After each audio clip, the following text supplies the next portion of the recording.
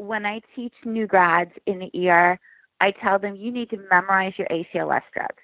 Because when somebody's dead or trying to die on you, you don't have time to go look stuff up. But pretty much outside of your ACLS drugs, anything else, you can go look it up. And take the time to look it up while you're on orientation. I can teach you how to be an ER nurse. I can't teach you how to be a team player, and I can't teach you how to be nice if your mama didn't teach you that as a kid. Hello, and welcome to the Art of Emergency Nursing podcast. This is where we share stories for inspiration, entertainment, and encouragement, because we all know emergency nurses have the best stories. Now here's your host, Kevin McFarland. Hey everybody, Kevin McFarland here. Welcome to the Art of Emergency Nursing. Thanks for taking a listen to this podcast. We really appreciate it. I hope you guys are enjoying the podcast as much as I'm enjoying putting it together for you. The guests have been fantastic. The stories have been incredible. And we have so many more coming your way. So make sure that you've subscribed, keep listening, and we have more coming for you in the next few weeks. I need a little favor from you. I need my Apple podcast listeners to go to Apple and leave a rating and review for this podcast. At this time, I only have 10 reviews or 10 ratings for this podcast, and I want to double that by next week. So if you could go to Apple, go to the podcast player, leave a 5-star review and leave some feedback, I would greatly appreciate it. Leaving feedback is one of the best ways to make this podcast more discoverable in the Apple operating system. So if you're on an Apple device, please take a minute to do a quick rating and review for this podcast. It would be greatly appreciated. If you're not on the Apple system, I need you to do your part as well. So please go to your podcast player of choice, click on leave a review, and leave a 5-star review in whatever podcast player you're listening to. Again, this is going to help with the discovery of the podcast and make this open to more and more nurses. All right, on to this week's show. This week's show, I have a longtime ER nurse, a nurse educator, and a speaker who I think you guys are going to really love hearing from. Her name's Tracy, and you're going to enjoy this podcast.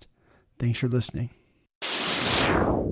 Why'd you choose nursing? How'd you get into nursing? Because I actually wanted to travel. And I used to read novels about nurses that traveled all over the place, and I thought that was pretty cool. And I like the idea of helping people. And yeah, I don't know. It was kind of weird because I always thought I wanted to be a school teacher growing up, and then like in my grade 11 year, I totally flipped into this nursing thing. Really? And I certainly have no regrets, but now I'm teaching nursing, so it all worked out in the wash. Yeah. So that young, when you were in 11th grade, you decided you wanted to be a nurse? Yes. That's kind of cool. Yes, it was the end of my 11th grade, and when I told my mom that I didn't want to go be a school teacher, I wanted to be a nurse, she stopped talking to me for a whole week. Was she a nurse? Nope. Wanted to be, but because she moved, she kind of lost a year of school, and so she ended up going business route. Okay. So, yeah, I don't know, weird. It was because a school teacher in Canada is a bachelor's degree, and my mom wanted me to go get a university degree. And nursing, I went to a 3-year diploma program at the college, and she thought I could do better than that. I don't know. And so it's kind of funny because then eventually I ended up going back and doing my bachelor's and master's, but not, till years later, right? Yeah. And what does she think now? Does she think you made the right choice? Yeah, she's proud of me. She's proud of me now. It's good. Good. That's good. Speaking of your mom, what's the best advice your mom ever gave you? Wow. Don't ever go in debt. Okay. That's good advice. Don't ever go in debt. She said the only thing you should ever borrow money for is a house. And I've had 1 car loan and 2 mortgages, and that's it ever in my whole life. Wow. That's pretty good advice. Mm-hmm. It was good advice because I'm not one of those people that, trying to pay off credit cards and all kinds of debt. So it just becomes a big hole you just can't get out of. It is. Yeah. All right. So at what point in your nursing were you convinced that you made the right choice? Was it right away, or did it take a while? Wow. Oh no. second year of nursing school, I was like, why am I here? What am I doing? I had that teacher from hell that chased you around, and like I got in all kinds of trouble because I was like 17 years old in nursing school, and just young. Wasn't very professional, so I got in all kinds of trouble. I can't imagine doing nursing. I can't imagine doing nursing school that young. I was a late bloomer. Yeah. I can't imagine being 17 and being in nursing school and being responsible for people. Holy cow! Oh yeah. Yeah, I can remember when I gave my first patient my first IM injection. I looked at my patient and I was like, "Did it hurt?" You shouldn't ask him that. I was like, "Well, I want to know if I'm any good at this." That goes on the don't ask question. Right, I guess so. That's lesson learned. See, I told you I got in trouble for like the stupidest stuff at nursing school. Like it was never really bad stuff. I never like hurt patients. It was always just. It was just young and immature and stupid. So at what point were you? I don't know. It took me a long time. Yes. Yeah, I don't know. I don't know that I ever had just like that moment. It took me a long time to build confidence, and even now, I some days think, really, I'm faking it. I don't know why I'm doing this. I don't know why I'm teaching because I'm not that smart. And I'm a big person to second guess myself. And I don't have a lot of faith in my abilities, even though I've been doing it this long. I don't know. I love what I do, but I don't have a lot of self-confidence. It makes me glad to hear you say that because sometimes I feel like, sometimes I'm sitting there going, why are these people listening to me? I don't know anything. Right. What are exactly. They doing? Like, how did I had get one here? One of my ER directors said that to me the other day. She was like, "Oh, a couple of my nurses went to your CEN review, and they were like, they came back and they were just raving about how smart you are." And she's like, "Now you got to understand my nurses," because she's got a lot of really experienced nurses. She's like, most of them come back going, "That was the stupidest class I've ever been to." She's like, "They were raving about your class, and they were raving about how smart you are." And I'm thinking, I'm not that smart. I've just been teaching the same thing over and over again for so long. I got it down pat. Like, I don't feel like I'm exceptionally smart. When I go to teach something, I got to go back and study it and drill it down and make sure that I can understand it at the cellular level and build it back up. Right. And I think that's why I'm a good teacher, is because I'm good at dummying it down and then building it back up for people, because that's what I have to do for myself. Yeah.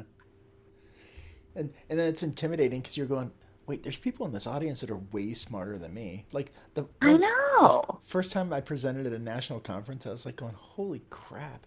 Like, there's crazy people in the audience. I'm like going, these guys are way smarter than me. I know. It's like, why do you want to come listen to me teach? Right? So. For sure. For sure. Crazy. Okay. Here's another question for you. Tell me about a patient that changed the way you practice. Wow. Oh.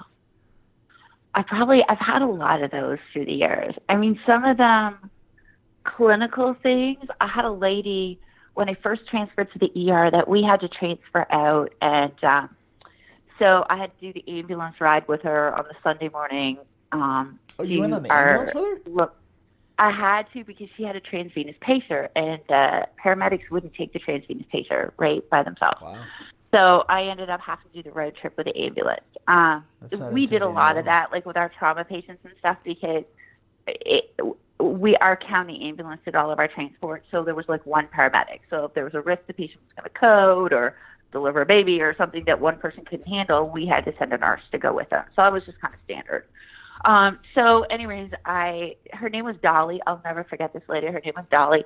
And we took Dolly down to Bayonet to the interventional cath lab on the Sunday morning with her septal wall MI and her transvenous pacer in. And she did great. She talked to us all the way down there. We're doing 90 miles an hour down the highway, up on the medians. It was like the bumpiest, horriblest ride ever. I'm not good in the back of an ambulance. And then we pull into the parking lot at the hospital, and we hit a pothole. And Dolly went into VTAC, barfed all over the paramedic, passed out. Shut up. No. Seriously? Seriously. Oh my God. So he was kind of a green paramedic at the time. I still work with this guy. It's really funny. So Tim got her intubated. I shocked her. We ended up shocking her 13 times. Holy Did get her in the smokes. cath lab. Dolly survived. She was only What? complaining about the burn marks on her chest afterwards.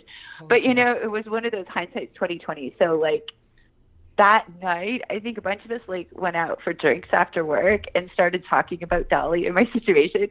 And it was like that hindsight of having cocktails with my friends that I figured out that I should have shut the transvenous pacer off, because that's probably what put her into the attack. And, you know, hindsight being 2020, I wasn't that smart back then. So, I mean, I've learned a lot of things because of really stupid things that I did. Yeah, you know, like that pacer that's up against the wall of her ventricle is probably what's putting her into VTAC, and I wasn't smart enough to turn the pacer off. So,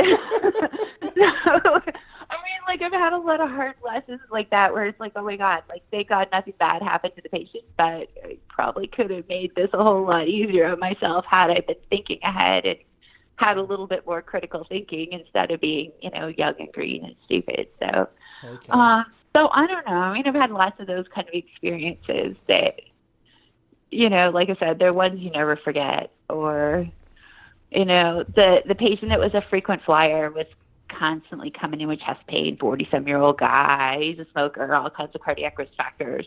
So we do all these workups and they're always negative, and we ended up, you know, admitting him to OBS, blah, blah, blah. So like the 35th time Buddy's coming in the door, my triage nurse is rolling around going, I'm taking him to our trauma room. It's busy as all get out. And I'm like, why are you taking up my trauma room with that wackadoodle, right? And I turned around and looked. Well, here's Buddy. He's got a screwdriver impaled in his chest. It's sitting right at the very bottom of his left ventricle. Like, he missed it by millimeters. Yeah, we ended up having to send him to CV surgery to get it out.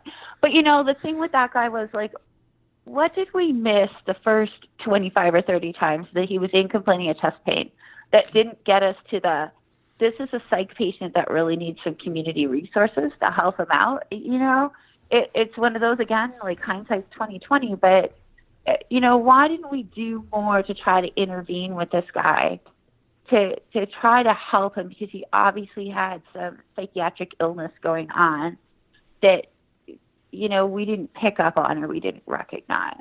So, you know, I think we could have did a whole lot better for this guy instead of him having to jab himself with a screwdriver, right? He said he fell on it, but, you know, right. Yeah.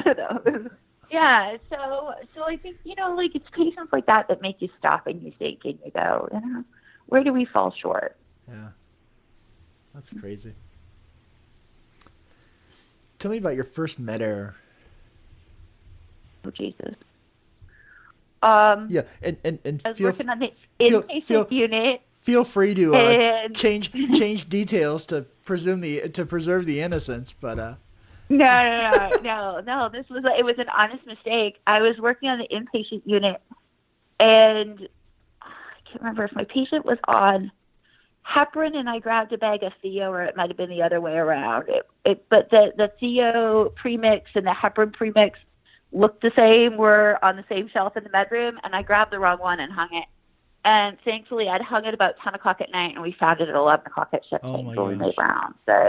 Coming years, yeah. So, yeah, that was my first med error. Holy cow. Yeah, and, you know, hence why we've got so many safety mechanisms in place now that anything that looks alike is not kept anywhere close to one another now. That's why. That's a good thing. Right? Yep, that's a good thing. Mm-hmm. Yeah, we've made a lot of strides with stuff like that, I think, and scanning meds and all this kind of stuff to kind of prevent that from happening, to go, oh, crap, I grabbed the wrong thing, right? That's right. Oh, holy cow. This next one's a tough question. Tell me about a patient that touched your heart, that, like, just made you like, oh. Oh, God.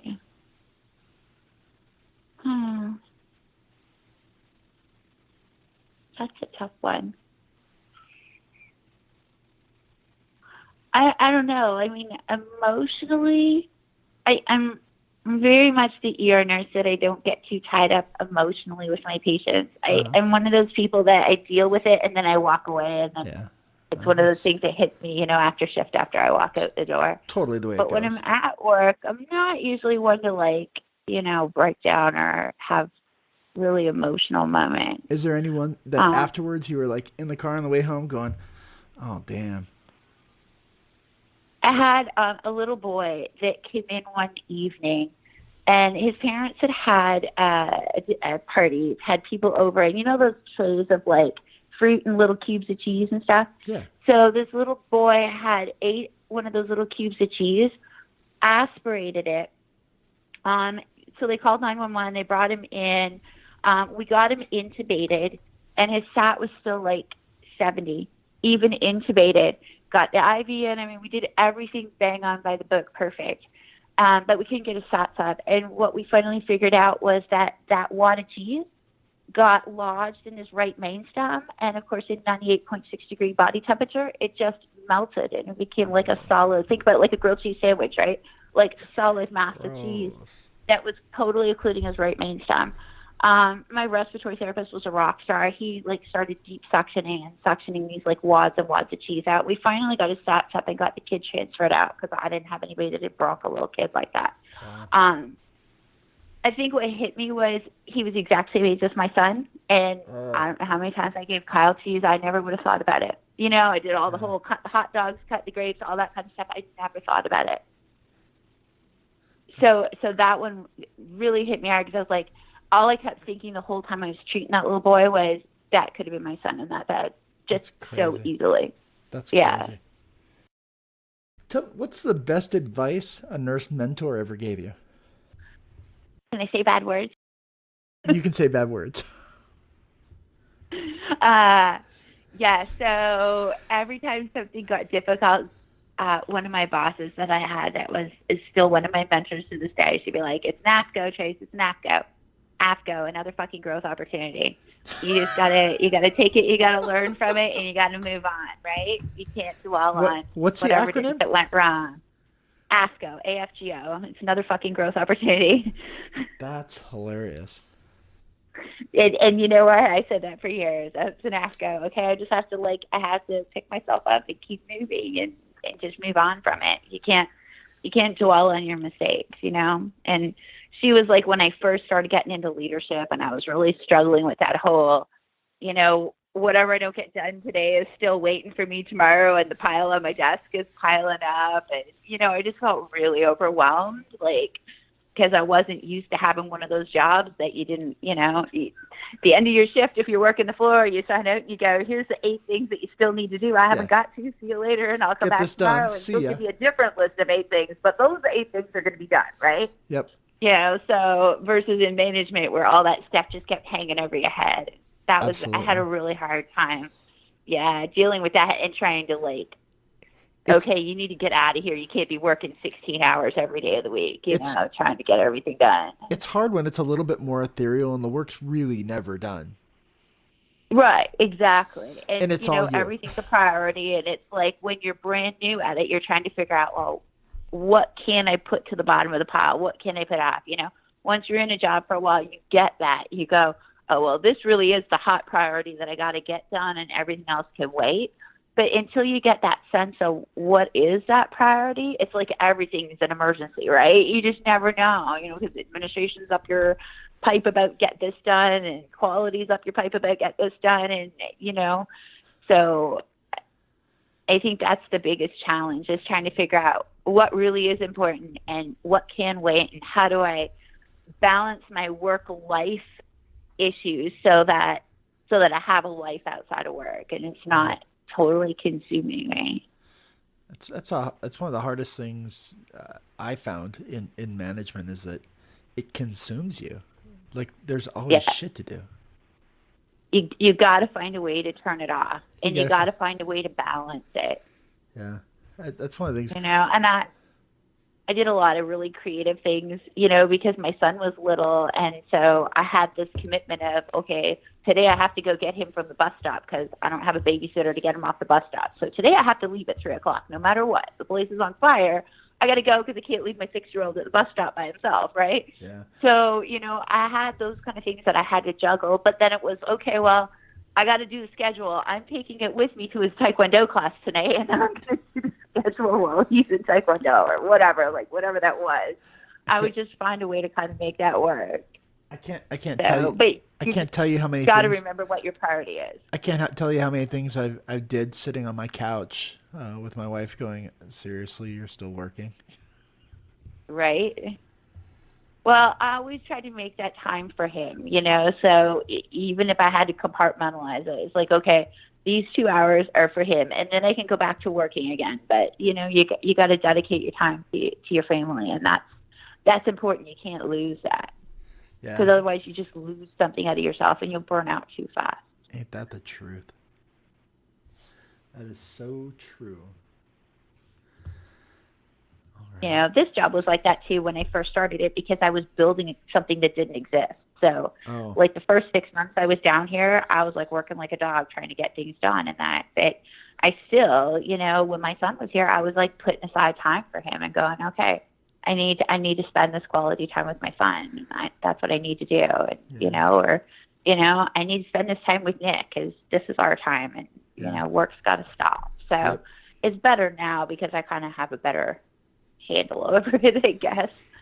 The nice thing about education is kind of once it's kind of done, it's almost done. It's never done, but yeah, you're always updating stuff, but it's every time you build something new, or like, ENPC changed this year. Oh, now I got this whole new process for registering people, and I'm like at the bottom of the barrel again, trying to figure out how to get on top of being efficient with it, Yeah.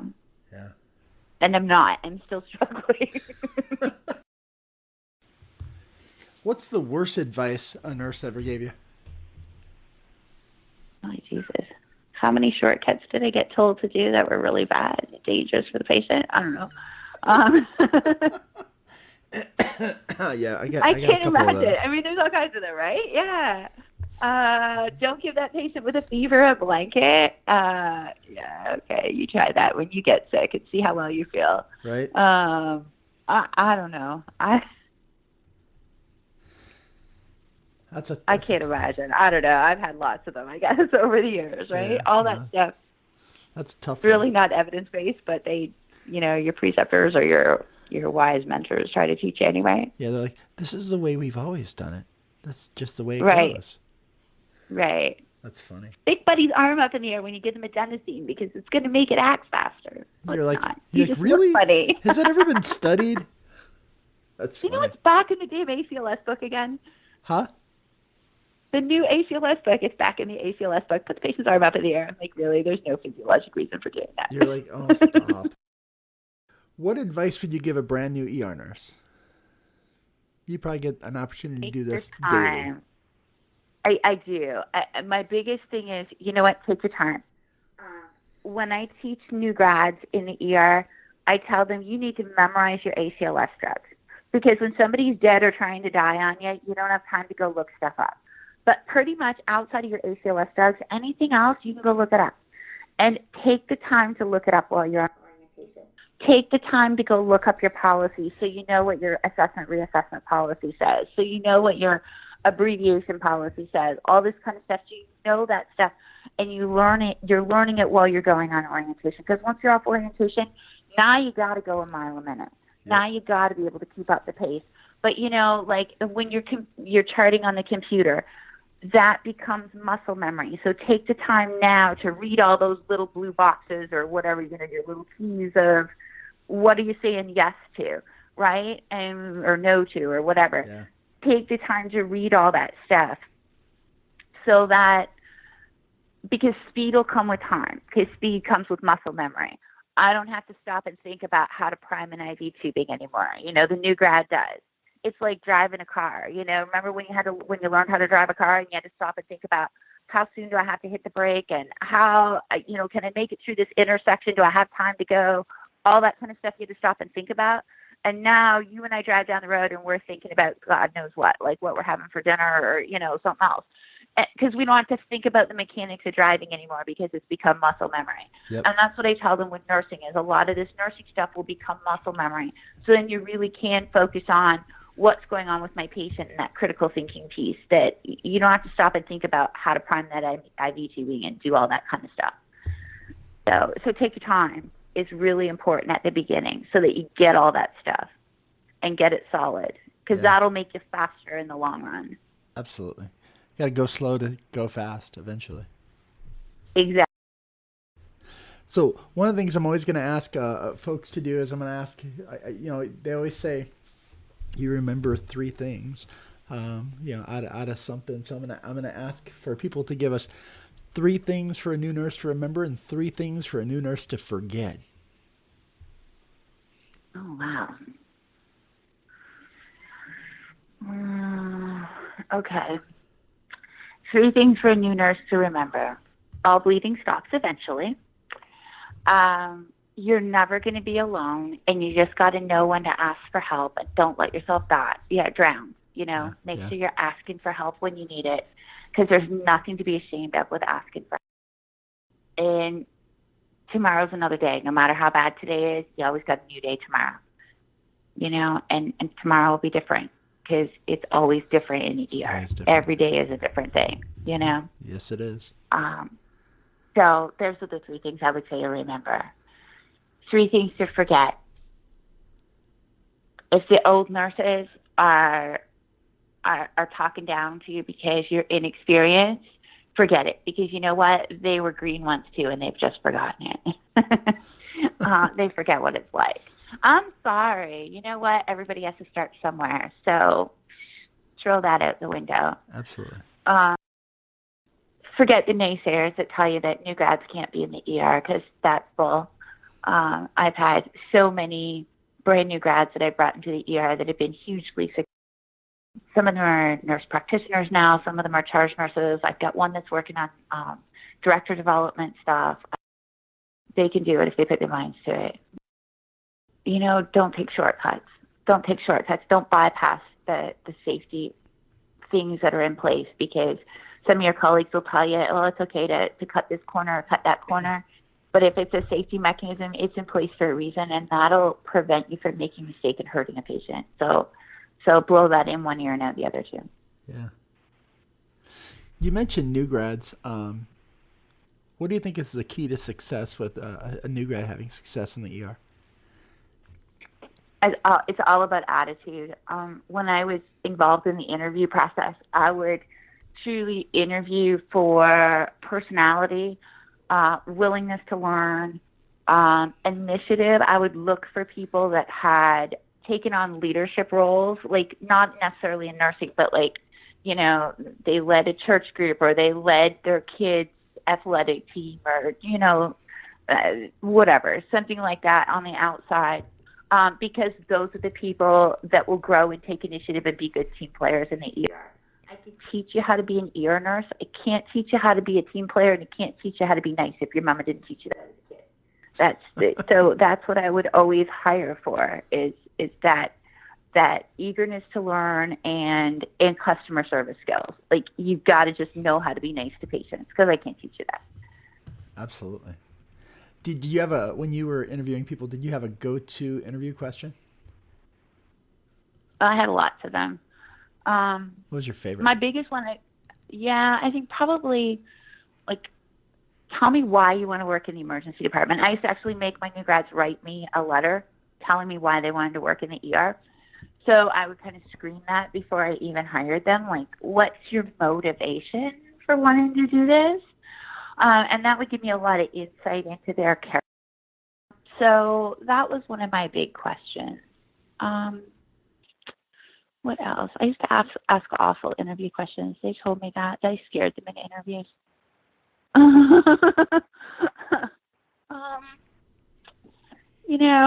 Tell me about a time that you got in a disagreement with a coworker and how you handled it. I used to ask them things like that to see, if they were like, well, I went and told my boss. I'm like, okay, I don't want you. I don't want to be your mother. True, though, right? Like, I don't want somebody that's just going to keep coming to tattletale to me. Don't be doing that. Yeah. Go solve your own little petty problems. I don't want any part of that. Be a big person. Put your big girl panties on. Oh, my God. Can we put that in writing on the wall somewhere? Right?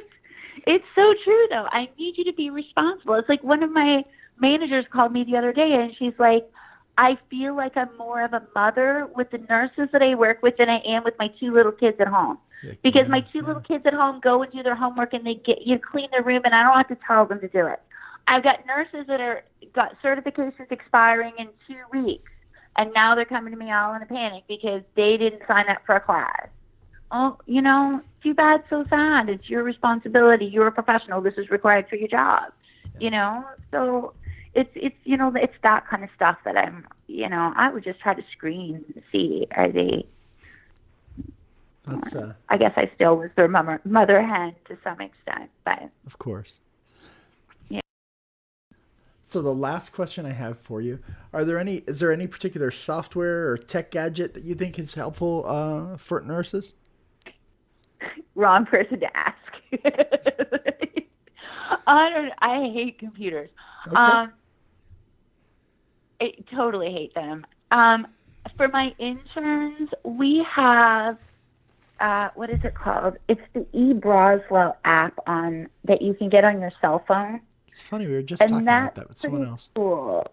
Yeah, it's I can't think of what it's called. Safe Dose, right? Safe Dose. Yeah, that's it. Safe Dose.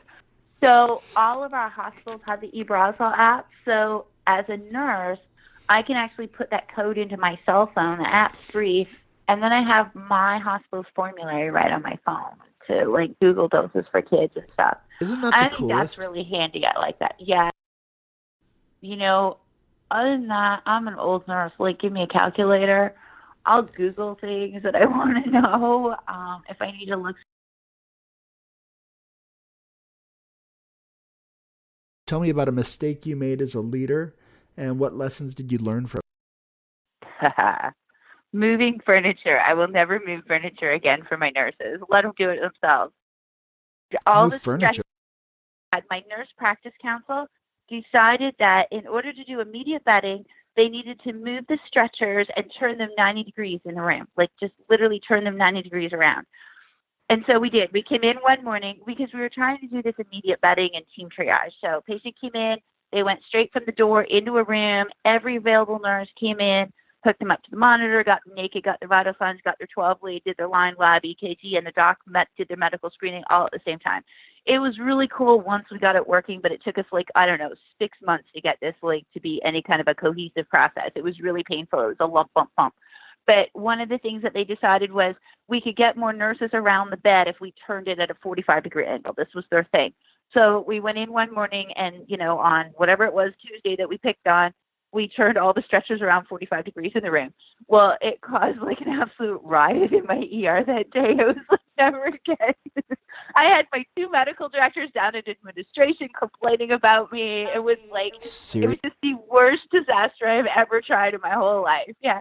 But, at the same time, afterwards, we at least can go back to the practice council and go, you know what, this was your idea, and we tried it.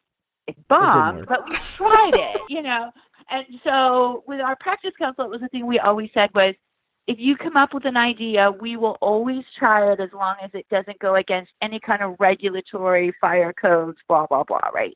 Unless there's some kind of regulatory reason why we couldn't implement it, we will always try it. And we did. But that one was a total bomb, and it was the simplest, stupidest thing ever. That's hilarious. That's hilarious. Biggest mistake of my life.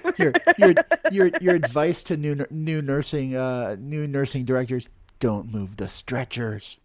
Don't move the furniture. Make them do it themselves. Yeah, don't get involved with that. I just want to thank Tracy for spending the time to talk to me today on the podcast. I hope you guys got as much out of it as I did. What was the number one take-home message from this episode for you? Go to our Facebook page and let me know. I would appreciate the feedback. One last time, I'm going to remind you to leave a rating and review for this podcast. Again, that's going to help other people discover this podcast.